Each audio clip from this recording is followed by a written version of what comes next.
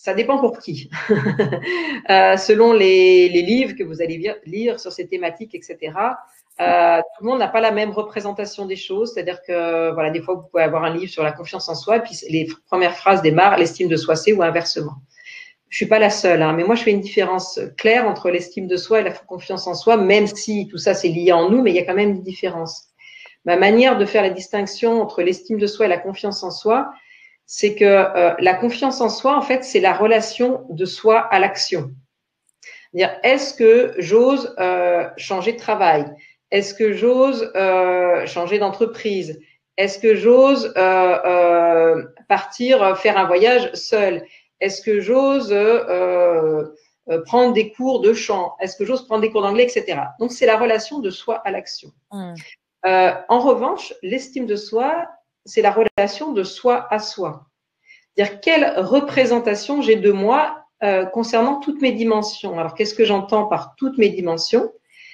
J'ai un corps physique, je vis des émotions, j'ai des comportements, j'ai des capacités, des compétences, des incompétences, des qualités, des défauts.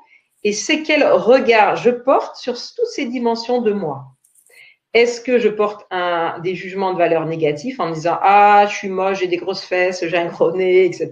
Mes parents, ils m'ont mal fait, etc. » Est-ce que je vois plutôt tout le temps mes défauts? Donc, c'est quelle représentation j'ai de moi? Et ça me donne le curseur de où j'en suis en termes d'estime de moi. Voilà.